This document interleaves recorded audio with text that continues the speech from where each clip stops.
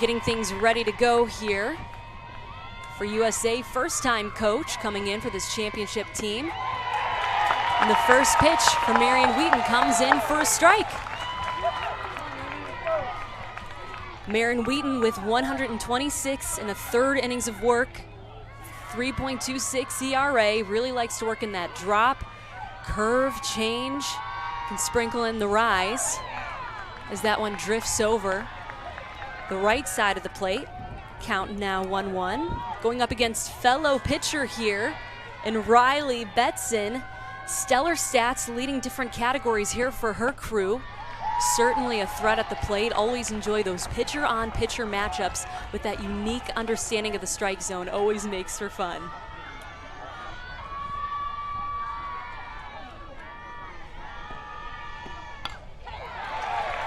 Fouls off over the crowd. We're seeing a sea of red and blue here. Very patriotic and very fitting after listening to the national anthem, and of course, Sacred Heart donning the red as well.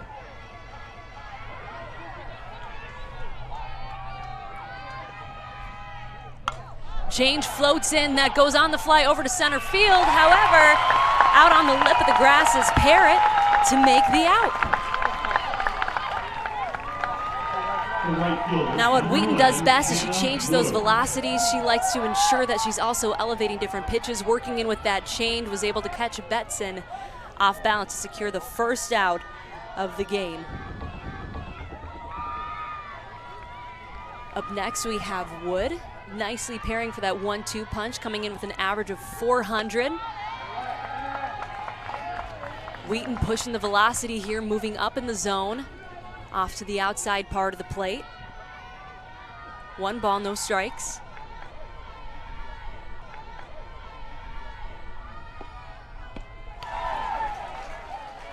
I always like to think pitchers are going to the buffet. They like to sample different parts of the strike zone, see what's feeling good for them in their arsenal. And we can see right now she's really dialing in to the outside part.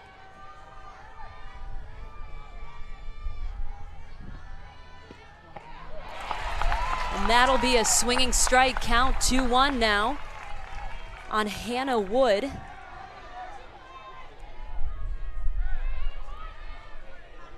Ten walks to 14 strikeouts on the season for the right-handed bat. You can see she's having a hard time adjusting to her timing into that ball that's far away. Count now 2-2.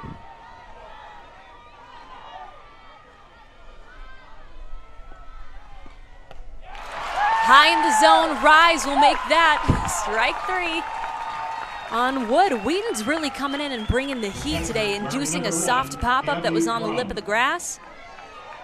Now a swinging strikeout, and that'll send up one of the more popular players here for USA, and Gabby Crum. 8 home runs on the season, tying with other team leaders, as she watches that one float in for strike 1. This is truly an impressive team, an impressive program. Always making their way to the leaderboard again. 3-peat coming in to try and make it 4 as Wheaton gets ready for the next pitch. Down and low, trying to work in that drop. Wheaton with 22 starts over the course of the regular season, 16-4, tallying 185 strikeouts. Doesn't like to walk batters that much. She really knows how to pinpoint and dial in.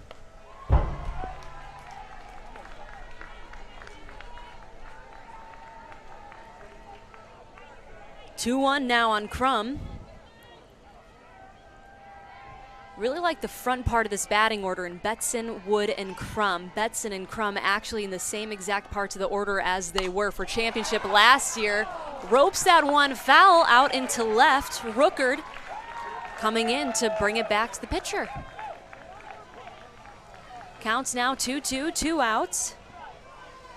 Gabby Crum looking to make something happen.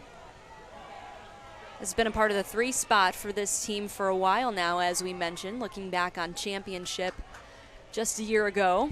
420 average.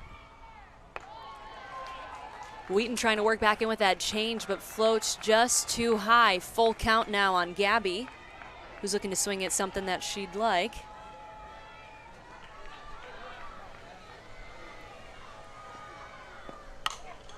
High fly ball going out into left. Rookert is on the move, and that one falls just foul behind the line. I'm liking the effort I'm seeing from Garver and Rookert there, shortstop and left fielder.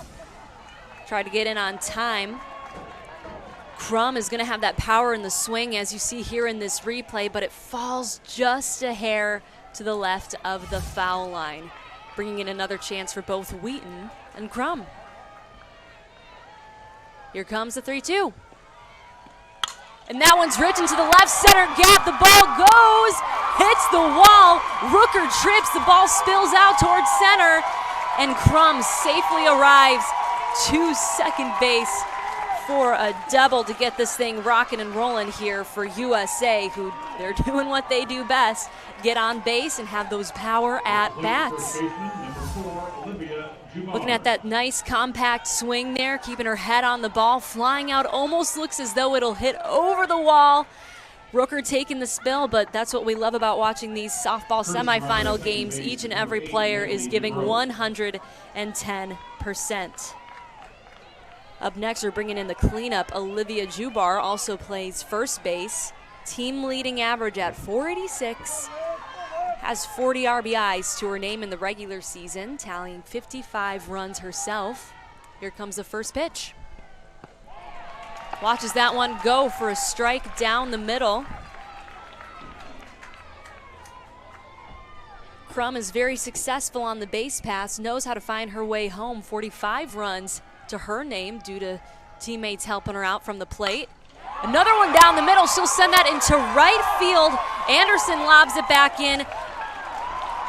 We'll see that Crum stays at third base, and the crowd goes wild here at Sekia Stadium for the Division IV semifinals between USA and Sacred Heart. Crum advanced to third. Jubar with that line drive out to right field. Now she's at first. That'll bring up Genna Gremmel. Olivia, part of that sister duo. We'll see Aaron coming up here soon.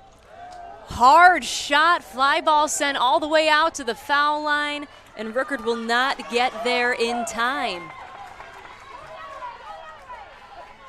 We've talked about Wheaton's stat line in the past: 3.26 ERA, 56 walks to 185 strikeouts. She's been in plenty of dire situations being part of this team that has clawed their way to the top, trying to take home the hardware for the first time. She can easily navigate her way out of these tight spots. Fly ball comes back up and almost caught here in the booth. I had both hands up. Now would I have caught it? I don't think so. Went to the batting cages the other day for the first time in a minute. It did not look good, but that's what happens when you play golf after softball.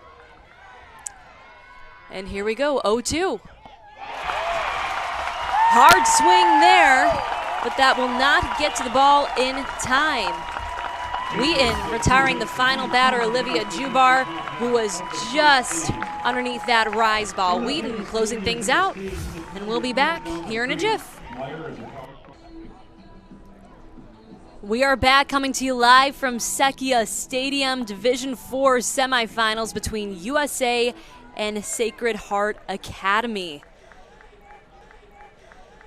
Spoke about it previously, always loved the pitcher-on-pitcher matchups, and Riley Betson, who's in the circle now, is looking for revenge. Had a swinging strikeout from the hand of Marin Wheaton, who's about to step up to the plate. Team leading 12 triples and 3 home runs. At the high school level, it seems like it's always tough to get that extra base in, to have that power to snag a couple of triples, but we see here Wheaton does it with ease, and she also gets on the base pass as well, 13 for 14 on stolen base attempts. She'll watch that one float by for a ball. Riley Betson standing at 5'4", however, tops out around 59 miles per hour. That one sent into the glove of Erin Jubar. She'll make the throw over at first base to retire the pitcher, Marin Wheaton. Ground out third base. Betson trusting the defense that's behind her. Over on the hot corner, Jubar getting the job done. As the second batter comes up to the plate, and Eliza Parrott, second baseman for Sacred Heart. Curve floats in for ball number 1. In Betson's arsenal, we'll also see her drop, curve, screw, and rise. Plenty to throw at you to change eye levels. Parrott just tips the ball, rolls out of the box. Behind the dish, we see Gabby Crum. Stellar relationship here with Betson, both being returners from the championship team. 1-1 sent deep into left center. On the run is Green and Gremmel, but they won't get there in time. Parrott easily strides into second base for the first double coming off the bat of a Sacred Heart player. Parrott has that 405 average on display to show her speed as well as her power and ability to see the ball well, is able to change the plane of her swing to get high in the zone as that one bounces towards the warning track, with Gremmel making the backhanded stop to get the ball back in. 2 doubles here today off of some pretty tough pitching, just displaying the type of athleticism and discipline from both of these teams. Ellery Garver in the box now, one of the more popular players for Sacred Heart, watches that one go in. Team leading 620 average. This is from 80 hits and 129 at-bats. 15 doubles to her name, 9 triples, and 23 for 23 on the base pass. She is truly a threat. My jaw was dropping as I was writing in her stats. You can see here she's also the shortstop for her crew, so she just displays that innate athleticism on both sides of the ball. Hard chopper down to Jubar. She throws her out at third base, working her way back to third, and the throw won't get there in time.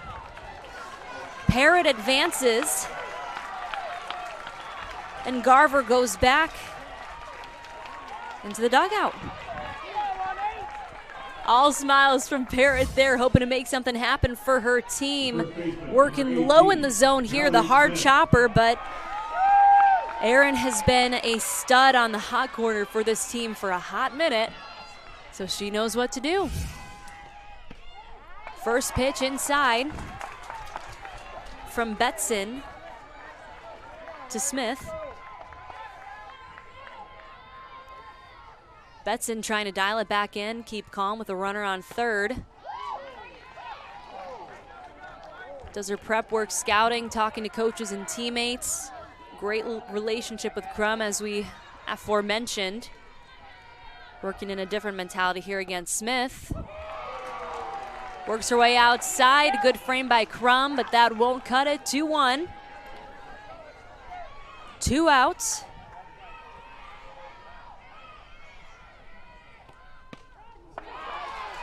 And 2-1 pours in for a strike, 2-2 now. 2 outs here, bottom of the first. And here's the pitch. Down the middle, fouled off to the right side, over the bleachers.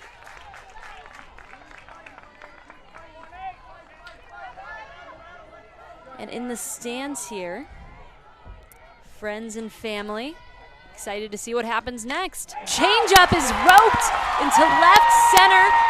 Parrott scores, and Smith rounds first and makes her way to second easily. Third double of the game, and that'll be the first run on the board here for Sacred Heart. We've talked about how lethal they are with 6 straight shutout wins, outscoring their opponents 65-0. They're looking to continue that streak here as Smith barrels this one up, is able to go low in the zone to have that beautiful line drive directly in the gap. Here we go, hard chopper back to Betson, and she'll make it look easy from in the circle. Sacred Heart is up 1-0 as we wrap up the first inning. We'll be right back here at Sekia Stadium after the break.